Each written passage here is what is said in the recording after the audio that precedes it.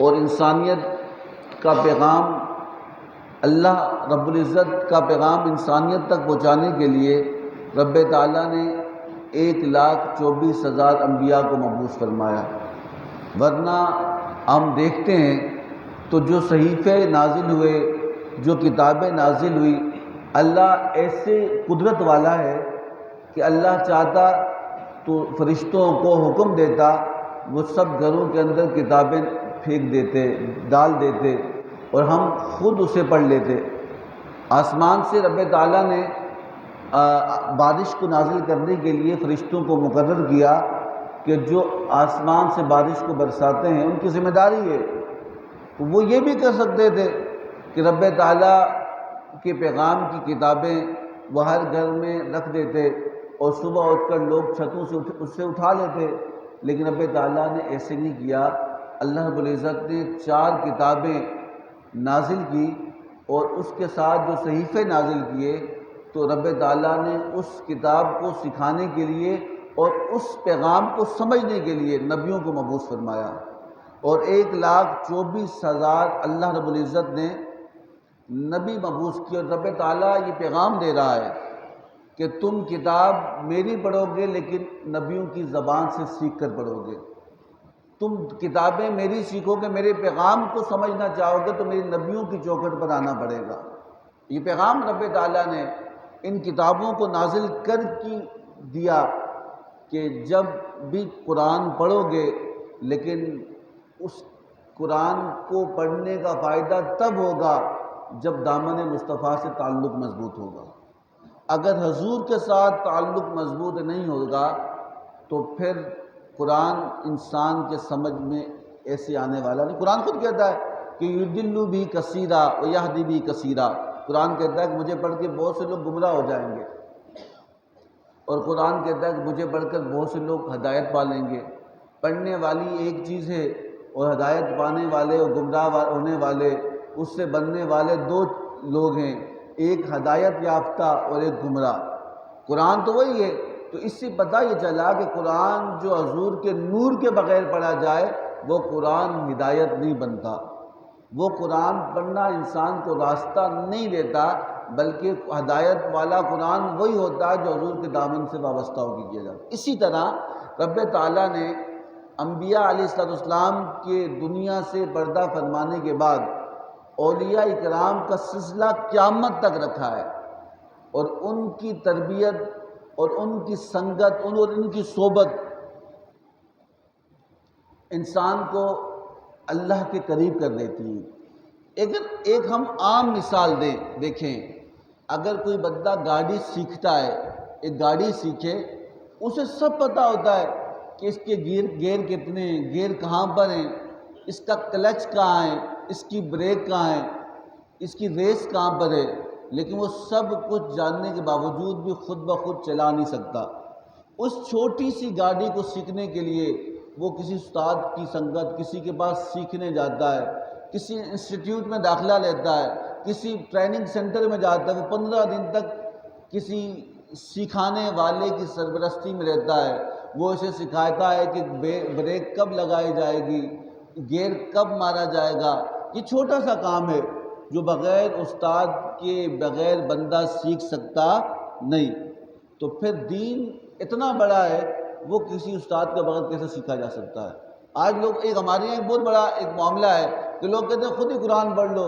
خود پڑھنے سے تو نہیں آتا، آپ پڑھ لو گے، آپ کو ترجمہ بھی آ جائے گا، لیکن کسی عالم کی صحبت میں بیٹھ کر اس کے معنی کو سمجھیں گے۔ ایک ایک بات کے کئی معنی ہوتے ہیں، ایک ایک لفظ سے کئی پیغام ہوتے ہیں، اور اسی طرح بہت ساری معنی۔ حضور نے فرمایا دیکھا دین اتنا باریک ہے کہ اس کو سمجھنے کے لیے ہمیں بڑی احتیاط کی ضرورت ہے، ورنہ بہت سے لوگ کلمہ پڑھ کر بھی گمراہ ہو جاتے ہیں۔ حضور کا حدیث مبارکہ نہیں ہے، آپ نے فرمایا کہ تکبر کرنے والا جنت میں داخل نہیں ہوگا۔ حضور نے فرمایا کہ ریا کرنے والے کی عبادت قبول نہیں ہوگی۔ حضور کے حدیث مبارکہ مفہوم ہے، آپ فرمایا کہ حسد کرنے والے کے اعمال ضائع ہو جائیں گے، اور پھر فرمایا کہ جھوٹ بولنے والا، جسے فرمایا کہ جنت میں داخل نہیں ہوگا۔ اللہ قرآن میں کہتا ہے کہ جھوٹ بولنے والے پہ میری لعنت ہے۔ یہ ساری کون سی بیماریاں ہیں؟ یہ باطنی بیماریاں ہیں، یہ روح کی بیماریاں ہیں۔ حسد، ریا، دکھاوا، تکبر، یہ سارا روح کی بیماریاں ہیں۔ یہ اسے باطنی، صوفیہ کہتے ہیں کہ باطنی بیماریاں ہیں، کہ اگر انسان کا باطن خراب ہو گیا تو پھر انسان کسی کام کا نہیں رہتا۔ انسان یہ سمجھ رہا ہوتا ہے کہ اس کے بہت سارے اعمال ہیں، حقیقت میں اس کے پاس کوئی عمل نہیں ہوتا، کیونکہ اس کی باطن کی اصلاح نہیں ہے۔ اگر کوئی شخص بیمار، جسم بیمار، بخار لگ جائے یا کوئی بیماری لگ جائے یا کوئی بیماری ہو تو بندہ دوائی لینے نہیں جاتا جسم کی، کوئی زخم لگ جائے، کوئی پھوڑا نکل آئے، کان میں درد کیوں نہ ہو تو انسان کسی طبیب کے پاس جاتا ہے، وہ جا کے کہتا ہے کہ میرے سر میں درد ہے، مجھے بخار نہیں اترتا، وہ اس طبیب، وہ ڈاکٹر، وہ طبیب اسے دیکھتا ہے تو اس کو جسم کی دوائی دیتا ہے، اور جسم کی دوائی کھانے سے جسم ٹھیک ہو جاتا ہے۔ تو صوفیہ فرماتے ہیں تو اسی طرح باطن کی بھی صفائی چاہیے، اور باطن کی بھی بیماریاں ہیں، اور اسی وجہ سے جب باطن کی بیماریاں ہوتی ہیں اور بندہ اسے رکھے دیتا ہے تو پھر روح بیمار ہونا شروع ہو جاتی ہے۔ روح کے اندر حضور نے فرمایا کہ تکبر کرنے والا جنت کی خوشبو، جنت میں داخل نہیں ہوگا، ریا کرنے والے کے اعمال اللہ ضائع کر دے گا، حسد کرنے والے کے اعمال اللہ جلا دے گا۔ لیکن یہ باطن، یہ تو روح کی بیماریاں ہیں۔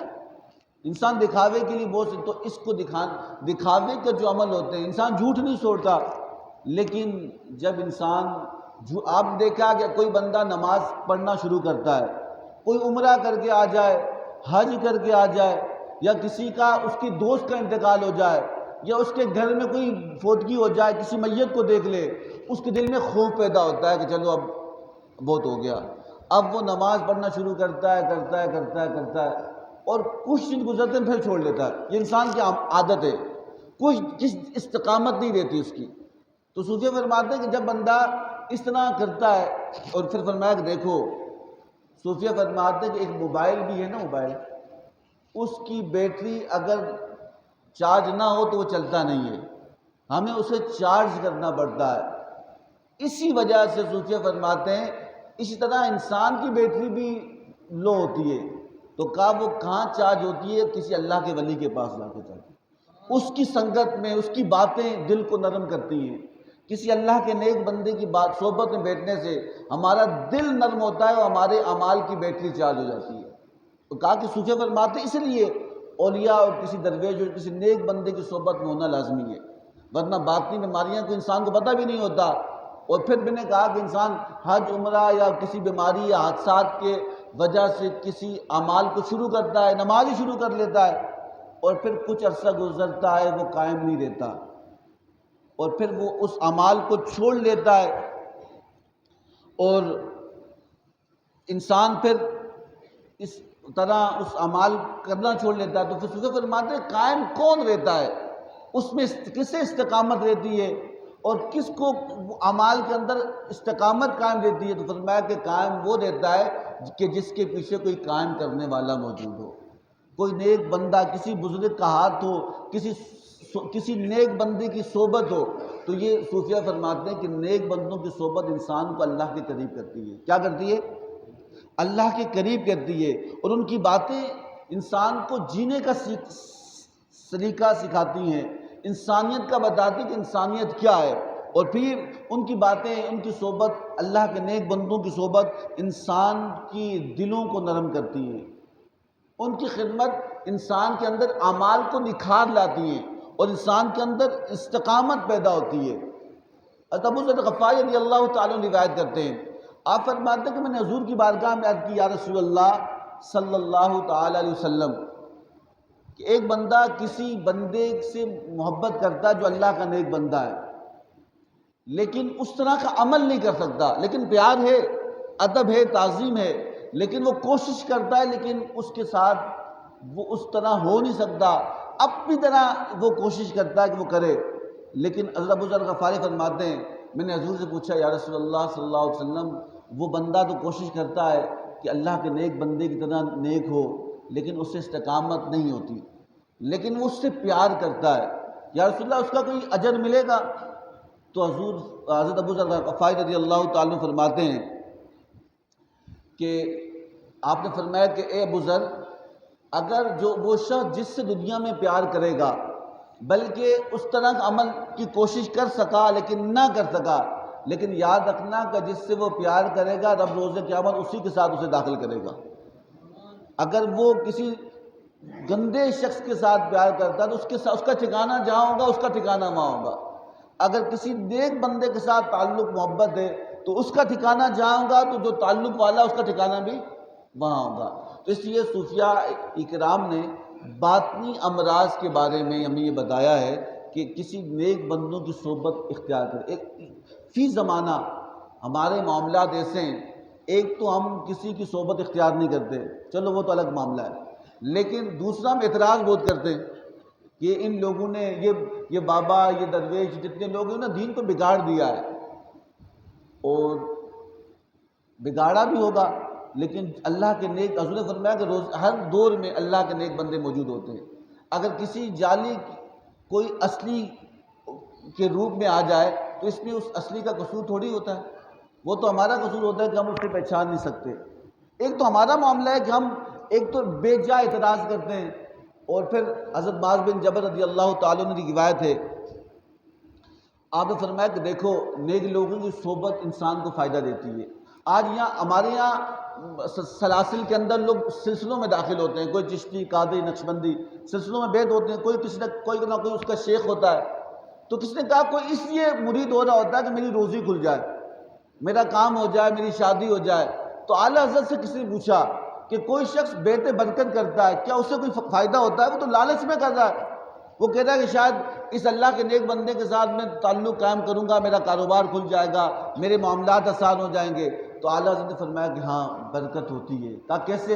آپ قرآن کا 15واں پارہ پڑھیں، اور 15ویں پارے کا آخری رکوع کے اندر 16واں پارہ جہاں شروع ہوتا ہے، رب تعالیٰ نے اصحاب کہف کا ذکر فرمایا ہے۔ کس کا؟ اصحاب کہف۔ قرآن کہتا ہے کہ اللہ کے نیک لوگ تھے، اور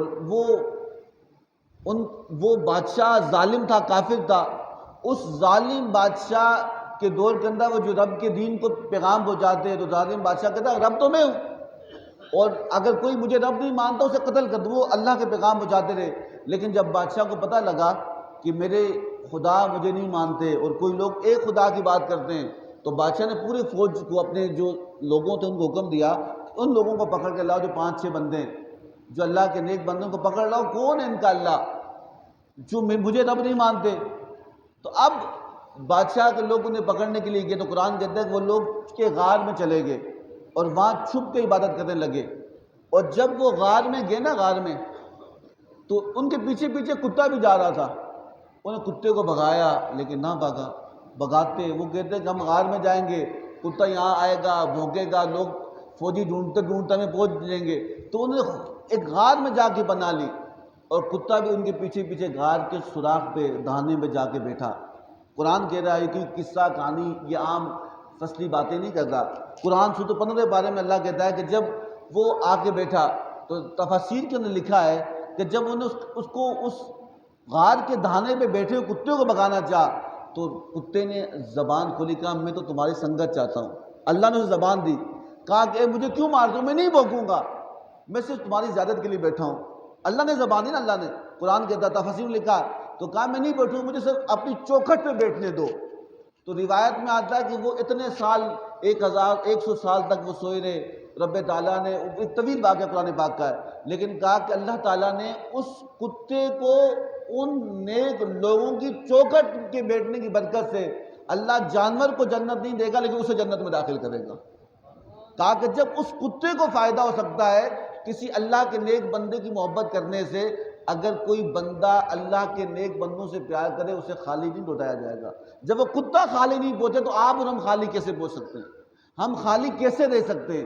اس کی صوفیہ فرماتے ہیں کہ یاد رکھنا کہ اولیاء اللہ کے ساتھ تعلق قائم رکھیں، ان کی صحبت، ان کی سنگت، ان کے ساتھ بیٹھنا دلوں کو اللہ کے قریب کرتا ہے۔ کیا کرتا ہے؟ دلوں کو اللہ کے قریب۔ اور پھر کسی نے کہا معرفت کیا ہے یا اللہ کی پہچان کیا ہے؟ تو قرآن پڑھ لیں۔ حضرت موسیٰ علیہ السلام اور خضر علیہ السلام کا واقعہ، موسیٰ علیہ السلام اور خضر علیہ السلام ایک جگہ سے گزرے، تو حضرت خضر علیہ السلام نے ایک بچے کو مارا، قرآن کہتا ہے۔ تو موسیٰ علیہ السلام نے کہا کہ اے خضر تو نے اس بچے کو کیوں مارا؟ آپ فرمایا کہ یہ بڑا ہو کر اپنے والدین کے لیے کفر کا سبب بنتا اور حکم تھا کہ اسے مار دیا جائے۔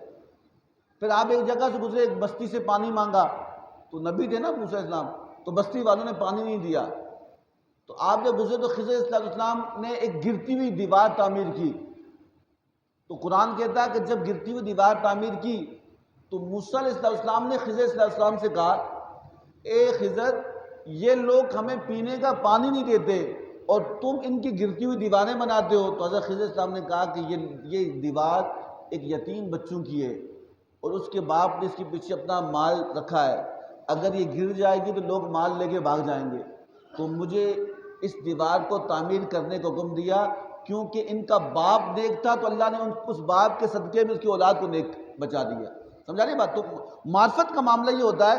اب کوئی آج یہاں بہت سے اعتراض نہیں ہوتے، بھئی کل کی بات کوئی نہیں جانتا، پرسوں کوئی نہیں جانتا، بھئی نہیں جانتا، بھئی ختم نہیں جانتا۔ اس بات کو چھوڑو، کوئی جاننے یا نہ جانے، اس بات کو سنو کہ حضور نے کیا کہا۔ حضرت عمر فاروق رضی اللہ تعالیٰ فرماتے ہیں کہ حضرت معاذ بن جبل رضی اللہ تعالیٰ عنہ حضور کے قبر انور کے پاس بیٹھ کے رو رہے ہیں۔ کیا کر رہے ہیں؟ رو رہے ہیں، رو رہے ہیں۔ آپ نے فرمایا کہ اے معاذ آپ کیوں روتے ہیں؟ تو حضرت معاذ بن جبل رضی اللہ تعالیٰ عنہ فرمایا لگے کہ مجھے حضور کی دو باتوں نے رلا دیا ہے۔ کتنے؟ جب وہ باتیں یاد آتی ہیں تو میں کانپنے لگ جاتا ہوں۔ تو فرمایا کہ کون سی دو باتیں؟ کہا کہ حضور نے فرمایا کہ اے عمر، حضور نے فرمایا تھا کہ چھوٹا سا دکھاوا بھی شرک ہے۔ ریاکاری سے کہتے ہیں دکھاوا، ہمارے یہاں صدقہ بھی دکھا کے دیا جاتا ہے، نیکی قرآن بھی دکھا کے رکھا جاتا ہے، ہمارے یہاں چھوٹا سا ایک مسجد میں ٹوپی بھی بندہ رکھ رہا دکھانے کے لیے، کہا یہ بھی شرک ہے۔ شرک سمجھتے ہو؟ اللہ معاف نہیں کرے گا۔ کہا پھر کہا دوسرا کیا؟ کہا حضور نے فرمایا کہ اللہ کہتا ہے کہ جو میرے دوست سے دشمنی نفرت کرے گا میں جنگ کروں گا اس سے، جو میرے ولی سے میرے دوست سے دشمنی کرے گا تو میں اس سے جنگ کروں گا۔ کہا کہ مجھے یہ بات لاتی ہے۔ تفاسیر میں لکھا اور اس کی شرح میں علماء نے لکھا کہ حضرت معاذ بن جبل اس بات سے رو رہے تھے کہ میں کسی کی گستاخی کر لوں اور مجھے پتہ نہ ہو وہ اللہ کا دوست ہے کہ دشمن، اور وہ اللہ کا دوست ہو اور غلطی سے میں اس کی لیے کوئی غلط زبان بول لوں اور رب میرے اعمال کو ضائع کر دے گا، میرے اعمال کو کیا کر لے گا؟ ضائع کر دے گا۔ تو اس لیے میں اس بات سے رو رہا ہوں کہ یا اللہ مجھے ہر حال میں بچا، میں نہیں جانتا کہ دوست کون دشمن کون ہے، میں کسی کے لیے برائی۔ آج ہمارے یہاں نہیں ہوتا، ہمارے یہاں لمبے لمبے اعتراضات ہو رہے ہوتے ہیں، فلانا بندہ جھوٹا ہے تو فلانا بندہ سچا ہے تو وہ فلانا کر رہا ہے۔ اس بات کو چھوڑ، تو کیا کر رہا ہے بھائی؟ تو جو کر رہا ہے، تو اپنے اعمال کو سیاہ کیوں کر رہا ہے؟ تجھے کس نے کہا کہ تجھے سرٹیفکیٹ دینا ہے کہ کون اچھا ہے کہ کون برا؟ اپنے اعمال کا پوچھ کہ تیرے بارے میں کیا ہوگا۔ تو حضرت معاذ بن جبل یہ پیغام دے گیا۔ حضور نے فرمایا کہ دیکھو، کہا کہ دو جرموں کے بارے میں رب نے کہا میں جنگ کروں گا۔ کتنے؟ دو باتیں ایسی ہیں کہ جن کے بارے میں رب نے کہا کہ میں اس سے جنگ کروں گا۔ جنگ آپ سوچیں نا، جب کسی کے ساتھ بندے کا مقابلہ ہو اور اس کے ساتھ جنگ ہو تو بتاؤ جنگ کرنے والا جان نہیں لیتا؟ کیا لیتا ہے؟ جب آپ کسی دشمن کے مقابلے میں ہو تو دشمن یا آپ کو مارے گا یا آپ اسے مارو گے، ایک بات ہوگی۔ تو رب تعالیٰ کو جان کی ضرورت نہیں ہے، ہماری جان کی کوئی حیثیت نہیں اللہ کے بارگاہ میں۔ تو صوفیہ فرماتے ہیں کہ اللہ تعالیٰ جب کسی سے جنگ کرتا ہے نا، مال اولاد دولت شہرت کچھ نہیں لیتا اسے۔ میری بات لکھ لیں، اللہ تعالیٰ جس سے جنگ کرتا ہے اس سے کچھ نہیں لیتا، دولت بھی دے گا، مال بھی دے گا۔ آپ کافروں کو دیکھ رہے ہیں، سونے کے محلات میں لیتے ہیں، آسائشیں ان کے پاس ہیں، وہ ہمارے سے زیادہ ان کے پاس سہولتیں، سب کچھ ترقی یافتہ ہیں، سب کچھ ہیں، لیکن رب کا معاملہ نہیں ہے۔ تو کیا لیتا ہے؟ صوفیہ فرماتے ہیں کہا کہ رب جس سے دشمنی کرتا ہے اور رب جس سے جنگ کرتا ہے اس سے مال دولت اولاد نہیں لیتا، اولاد بھی بہت ہوگی، مال بھی بہت ہوگا، صحت بھی اس کے پاس ہوگی، تو کیا لے گا؟ تو کہا اس کا ایمان لے لے گا۔ کیا لے گا؟ ایمان لے گا۔ اس لیے خدا کے لیے تھڑوں میں بیٹھ کے گلیوں میں بیٹھ کے فلانا ایسا تو فلانا ایسا، چھوڑو اس بات کو۔ اپنے اگر رب نے جنگ کر لی نا، تم ایک واقعہ سننا حضور غوث پاک رضی اللہ تعالیٰ عنہ کا، اور آپ سننا، آپ فرماتے ہیں کہ یاد رکھنا، حضرت ابو عبداللہ بن سعید فرماتے ہیں کہ ہم آج سے 1000 سال پہلے کی بات ہے۔ کتنے؟ بولیں، 1000 سال پہلے کی بات ہے۔ ابو عبداللہ فرماتے ہیں کہ میں بغداد میں ہم پڑھتے تھے اور میری خوش قسمتی تھی کہ شیخ عبد القادر جیلانی حضور غوث پاک بھی میرے کلاس فیلو تھے۔ کہا کہ ہم کلاس فیلو تھے اور ایک ہمارے ساتھ سب سے لائق اسٹوڈنٹ جو ہماری کلاس کا تھا وہ ابن سکا نام کا لڑکا تھا اور بڑا لائق تھا اور ہم سب سے قابل شخص تھا ہماری کلاس کے اندر. کہ لگے کہ بغداد کے اندر ایک بات مشہور ہو گئی اس زمانے میں، 1000 سال پہلے کی بات کر رہا ہوں. بغداد کے اندر ایک بات مشہور ہوئی. وہ بات کیا مشہور ہوئی کہ یہاں ایک کوئی بزرگ ہیں جو 1 منٹ موجود ہوتے ہیں اور 1 منٹ بعد غائب ہو جاتے ہیں. یہ ان کی کرامت تھی کہ وہ 1 منٹ ہوتے اور 1 منٹ کے بعد غائب ہو جاتے. جیسے ہمارے یہاں باتیں مشہور ہوتی ہیں تو ہر بندہ دیکھنے جاتا ہے نا. ہمارے یہاں بہت سی، میں بھی بات نہیں کروں گا، بہت سی باتیں مشہور ہوتی ہیں، بندہ دیکھنے چلا جاتا ہے کہ پتہ نہیں کیا دیکھنے آئے. یہ انسان کی فطرت ہے، وہ ایک تجسس کے اندر رہتا ہے. تو ابو عبداللہ فرماتے ہیں کہ ہم تینوں کلاس فیلو تھے، غوث پاک اور ابن سکا اور ابو عبداللہ. آپ فرماتے ہیں ہم نے کہا ہم بھی ملنے چلتے ہیں. کیا کرنا چلتے ہیں؟ بولیں. کہا ہم بھی ملنے چلتے ہیں. تو کہا کہ ابن سکا جو اپنے علم پہ غرور تھا اس نے کہا کہ دیکھتا ہوں کون سا بابا آیا ہے. کیا کہا؟ یہ الفاظ ہمارے یہاں بھی آج کل راج ہیں. میں دیکھتا ہوں کون سا بابا ہے. بھائی دیکھتا ہوں، میں ایسا سوال کروں گا کہ اس کو اس کا جواب، بولیں، ایسی اس کا جواب نہیں آئے گا. تو ابو سعید فرمانے لگے یار میں بھی سوال کروں گا لیکن دیکھوں گا جواب کیا دیتے ہیں. میں بھی سوال کروں گا لیکن دیکھتے ہیں، ایسے نہیں دیکھتے ہیں. حضور غوث پاک سے پوچھا آپ؟ اس نے کہا خدا کی قسم میں کوئی سوال کرنے نہیں جاؤں گا. میں کوئی سوال. پھر کیوں جاؤ گے؟ کہا میں نے سنا اللہ کا نیک بندہ ہے، میں تو زیارت کرنے کے لیے جاؤں گا. میں سنا ہے کہ اللہ کا دوست ہے، پیارا ہے، میں تو دیکھنے جاؤں گا کہ وہ کیسا ہے. آپ فرماتے ہیں کہ ہم چلے، ہم تینوں چلے اور جا کر وہاں پہ ان کی مجلس میں بیٹھے تو دیکھا کچھ دیر بعد غائب ہو گئے کمرے میں، خانقاہ سے غائب ہوئے. اور کچھ دیر کے بعد پھر وہ سامنے موجود تھے اور کہنے لگے ابن سکا تو مجھ سے سوال کرے گا اور کہتا ہے کہ مجھے جواب نہیں آئے گا. میں تجھ سے کفر کی بو سونگتا ہوں، تو مجھ سے دشمنی کرتا ہے، تو کافر ہو جائے گا، کافر. اس وقت کا سب سے بڑا عالم بنا تھا وہ. اور کہا ابو سعید تو بھی سوال کرے گا تو کافر تو نہیں ہوگا، تو کافر، لیکن دنیا تیرے قانون تک پہنچ جائے گی. دنیا، بولے نا اس طرح، دنیا. اور کہا کہ عبد القادر تو مجھے دیکھنے آیا تھا، جا میں تجھے دعا دیتا ہوں، جا میں تجھے دعا دیتا ہوں. اللہ تجھے وہ مقام عطا کرے گا جب تک تیرا قدم کسی کی گردن پہ نہیں لگے گا اللہ اسے ولایت عطا نہیں کرے گا. تیرے قدموں سے رب ولایتیں بانٹے گا، تیرا قدم جسے لگے گا رب اسے ولایت عطا کرے گا. کا زمانہ گزر گیا، ہم وہاں سے واپس نکلے. جب انسان کو علم کا تکبر ہو نا، غرور ہو یا پیسوں کا غرور ہو، ابن سکا نے کہا ایسے ہی بولتے رہتے ہیں، مجھے اس کی باتوں میں یقین نہیں. ہم پڑھنے لگے، پڑھتے پڑھتے ہم عالم ہو گئے، فاضل ہو گئے، ہم تینوں فاضل ہو گئے.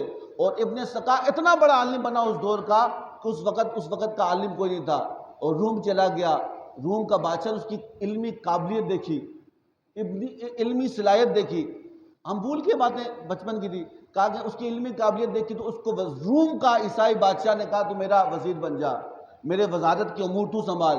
وہ اتنا قابل رہا، وہ وزارت کے امور سنبھالا. کچھ دن گزرے کہ اس کی لڑکی بادشاہ کی شہزادی بہت خوبصورت تھی. تو ابن سکا کی نظر اس پہ پڑی. اس نے کہا بادشاہ میں وزیر ہوں، تو نے مجھے اتنا بڑا منصب دیا، میں ایک خواہش ہے کہ میں آپ کی بیٹی سے شادی کرنا چاہتا ہوں. اس نے کہا تو میرے لیے اچھا ہی ہے لیکن میری بھی ایک خواہش ہے. کہا کہ شادی تو میں دے دوں گا لیکن شرط یہ ہوگی کہ تجھے عیسائی ہونا پڑے گا. کیوں نہیں پڑے گی؟ عیسائی ہونا پڑے گا. ابن سکا نے کہا چلو کوئی بات نہیں، عیسائی ہو جاتا ہوں. کیا ہوا؟ کچھ فرق نہیں پڑتا. تو اس نے اسلام چھوڑ لیا اس لڑکی کی خاطر. پیچھے بات کچھ اور ہے، پیچھے بات کچھ اور ہے. اس نے اسلام چھوڑ لیا، کافر ہوا. ابو سعید فرماتے ہیں، ابو عبداللہ فرماتے ہیں، ابو عبداللہ بن سعید فرماتے ہیں کہ میں بھی وزیر لگا کسی بادشاہ کا، لیکن اللہ کا شکر تھا کہ میں کافر تو نہیں ہوا، لیکن میرے پاس مال اتنا آ گیا، دولت اتنی آ گئی، دنیا کے معاملات اتنے ہو گئے کہ میں سر تک کانوں تک پیسوں سے لدا ہوا تھا. میں جان چھڑاتا لیکن مجھے نہیں جان چھوٹتی تھی.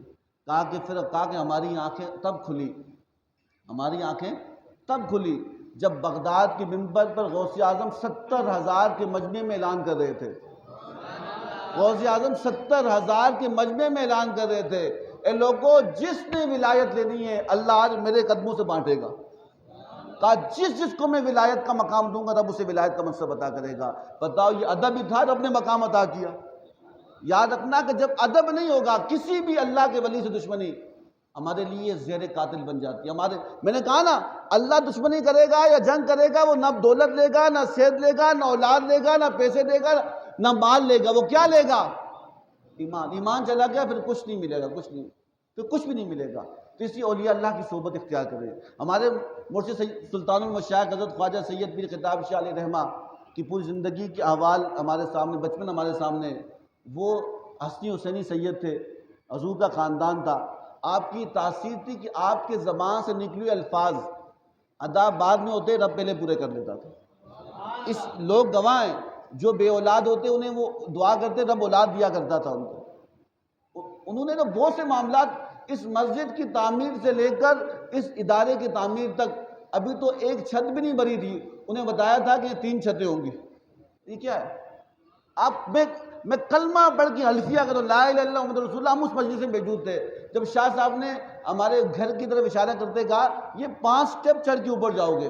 میں آپ کو بھی لے کے جاتا ہوں. آپ مدرسے سے اور گھر کے آپ سیڑھیاں گننا، وہ 5 سیڑھیاں تھیں جو ان کی وفات کے 3 سال بعد بنی.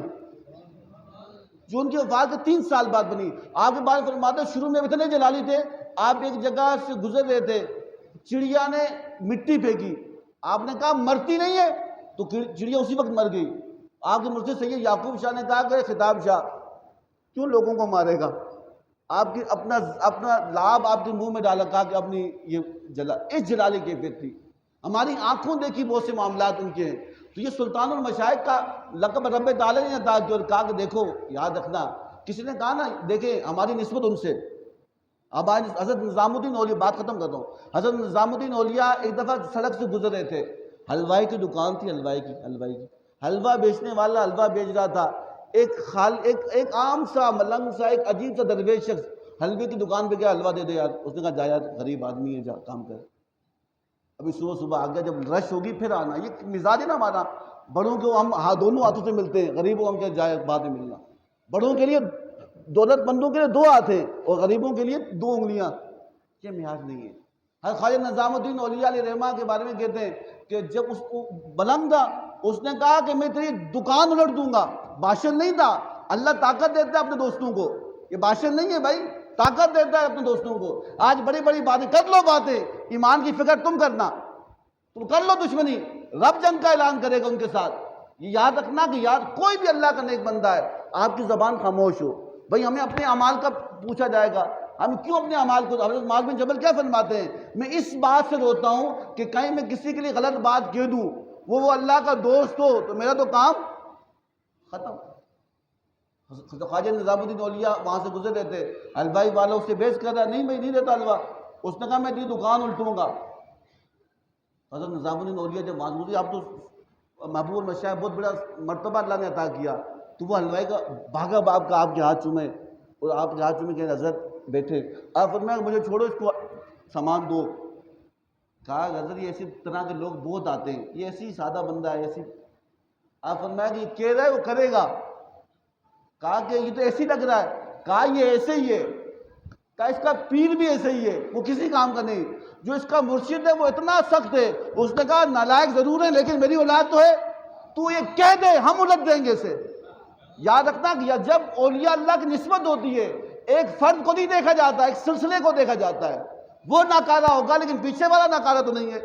وہ خادم کمی والا ہوگا، پیچھے والا تو کمی والا نہیں ہے. تو کہا یاد رکھنا اولیاء کی نسبت، محبت، اولیاء کا تعلق، یاد رکھنا وہ کبھی آپ کو رسوا ہونے، ایمان کی ضمانت ہے. اللہ کے قرب کو، اللہ کے نور کو پیدا کرتی ہے. ہم کیا سمجھتے ہیں معاملے یہ دھوکے بازی ہیں، یہ فرار؟ نا یہ تو اصل دین ہے، یہ تو اصل پیغام ہے صوفیاء کا. تو ہمیں چاہیے اس بات کو دیکھیں. جب نیک لوگوں کی مجلس ہو، آپ کیا سمجھتے ہیں کہ بندہ مر گیا بات ختم؟ بات تو شروع مرنے کے بعد ہی ہوتی ہے. قسم اٹھا رہا ہوں بات شروع. آج لوگ کہتے ہیں کہ ایسے میرا وقت نہیں ہے. کوئی بندہ ایسے لوگوں کو میں جانتا ہوں جن سے ملاقات ہے جو قبرستان میں یا کسی مزار پہ جاتے ہیں اور وہ کسی ولی کا مزار ہو، مزار والا خود آگے ملتا ہے. اس دور کی بات کروں، اس دور پہ وہ خود آگے ملتا ہے. بھئی کیا کام ہے، کیا باتیں کر رہے ہیں، کیا آپ سوچے لے کے بیٹھے؟ کیا یہ لوگ باتیں کرتے ہیں کہ بھئی بات ختم؟ بات نہیں. یاد رکھنا جب بندہ کسی کے ساتھ تعلق رکھتا ہے نا تو پھر ایک بندے نے کسی کا مرید ہو نا، مرید گھر میں گیا، اس کے ماں باپ نے کہا پاگل آدمی کیوں ہوگا مرید، وہ پیسے بھی دے کے آیا، سب کچھ دے کے آیا، اس نے کہا نا جب بیت توڑ گیا، جب بیت توڑ گیا، وہ غریب آدمی تھا، بھاگا بھاگا گیا شیخ کے باغ، حضرت میں نے مرید ہوا تھا، اب میں مریدی توڑ رہا ہوں، اور جو میں نے ہاتھ دیا تھا وہ بھی واپس لے رہا ہوں، اور جو پیسے دیے ہیں وہ بھی واپس لے رہا ہوں۔ سننا بات، انہوں نے کہا کہ تیرے پیسے جتنے ہیں ہم اسے ڈبل واپس کرتے ہیں، لیکن ہاتھ واپس نہیں ہو سکتا۔ کیوں؟ کہا کیوں؟ کہا یہ ہاتھ تو ہمارا تھا، لیکن یہ ہاتھ سیدھا جا کے حضور سے ملتا ہے، ہم نے یہ ہاتھ حضور کے ہاتھ میں دیا ہے، یہ واپس نہیں ہوگا، پیسے واپس لے لے۔ تو یاد رکھنا کہ سلسلے کی برکتیں ہوتی ہیں، ادھر کوئی تکلیف آتی ہے تو پورا حرکت میں آتا ہے سلسلہ کا، نانا یہ ہمارا ہے۔ حضور غوث پاک کا واقعہ نہیں پڑا، ان کا دھوبی مرا، دھوبی، اور کشف قبور جاننے والے نے حضرت تھانوی علیہ رحمٰن نے، اور اشرف علی تھانوی نے اپنی کتاب میں لکھا ہے، دیوبندیوں کے بڑے عالم ہیں نا دیوبندیوں کے، اشرف علی تھانوی لکھتے ہیں کہ ان کا دھوبی مرا غوث اعظم کا، اور جب دھوبی مرا تو مرنے کے بعد کسی نے خواب میں دیکھا، کہا کہ کیا ہوا؟ فرشتوں نے پوچھا کیا کام تھا تیرا، کام کیا تھا، اور تیرا نام کیا، تیرا مسئلہ تیرا کیا ہے، تو رب کو مانتا ہے؟ اس نے کہا میں رب کو مانتا ہوں لیکن میں غوث پاک کا دھوبی ہوں۔ تو کہا غوث پاک کا دھوبی ہو، اچھا پھر اللہ نے معاف کر جنت میں داخل کر دیا۔ جس کے دھوبی کو، جس اللہ والوں کے دھوبی کو بھی اللہ خالی نہیں لوٹاتا تو محبت کرنے والے کو خالی کیسے لوٹائے گا؟ تو اس لیے آج انشاءاللہ اس سے وعدے کی تقریب ہے، تو آپ تمام حضرات کو دعوت ہے، آپ تمام حضرات اس محفل نعت میں پہنچیں آج رات، کل دستار بند، جو بچے عالم بنیں گے، جو حافظ بنیں گے، ان کی دستار میں پہنچیں۔ تو یاد رکھنا میرے لیے تھوڑی آؤ گے، جس کے لیے آؤ گے وہ برکتیں آپ لے کے جاؤ گے۔ انسان جب آتا ہے نا، مصیبتیں، تکلیفیں، بیماریاں لے کے آتا ہے، اور یہاں نور برستا ہے جب اولیاء اللہ کے مزارات پر، جب پانی برستا ہے تو کپڑے کچرا لگاؤ تو صاف نہیں ہوتا، جب نور برستا ہے تو اللہ باطنی بیماریوں کو صاف کر دیتا ہے۔ سمجھا نہیں بات؟ تو اللہ سے دعا کرنے کہ اللہ تعالیٰ ہم سب کو آپس میں محبت، اتفاق، اتحاد نصیب فرمائے، اولیاء کی محبت نصیب فرمائے، نیک اعمال کرنے کی توفیق عطا فرمائے، اور جو کچھ سنا اس کو عمل کرنے کی توفیق عطا فرمائے۔ وما علینا الا البلاغ المبین۔